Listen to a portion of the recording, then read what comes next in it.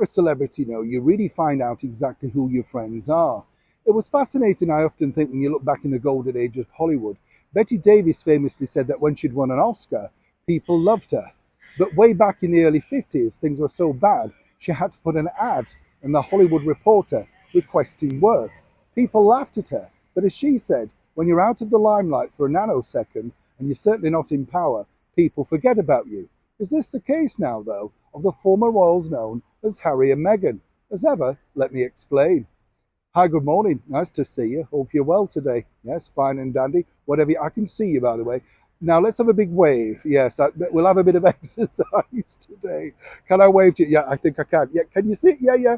Wave back. Come on, wave back. It's all a bit of fun, isn't it? I mean, I know I'm exhausted. Yes, I know I could do with a sit down as well. I'm not joking, actually, when you think about it. You walk a bit now and you think, oh, I don't know what it is, do you? I think it's when you think you've got a long day and you think, should I pace myself?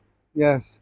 Yeah, oh no, let's not go there. Back as ever to your breaking roll story of the day. Now, as I say, it's very difficult, when you're Harry and Meghan because you're just celebrities now. That truly is what you are, whether you like it or not. That's the deal. You decided to step out of the world's most famous family with all the sort of things attributed to it, not just the finery and the wealth, but also the respect that comes from people who duly do understand exactly the good works that the British monarchy do.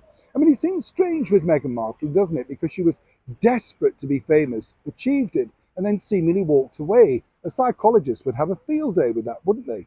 But the bottom line now is that Harry and Meghan are truly finding out exactly where their friends have gone. The likes of Ellen DeGeneres, Oprah Winfrey, Gayle King, all of that sort of stuff.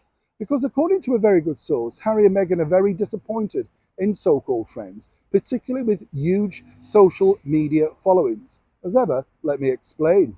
This really all centres upon the fact that they were looking for some, well, first of all, Harry, some excellent sort of reviews about his book, particularly from close associates like Oprah Winfrey, which could have helped sales. In fact, Penguin Random House were actually banking on things like that because Prince Harry allegedly thought this would happen.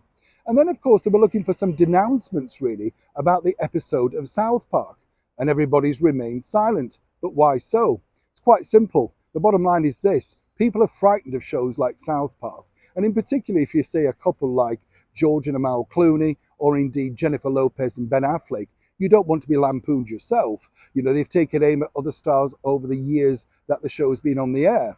And they're simply not going to risk it by association with the former royals known as Harry and Meghan. So where does this leave them? Well, it just proves really how far their once elite stock has fallen. But the bottom line for Harry and Meghan is this. If they can't rely on that sort of thing, and remember, Oprah Winfrey a while back was very happy to retweet and gush about Meghan's investment into this, economical coffee or whatever she was plugging at the time.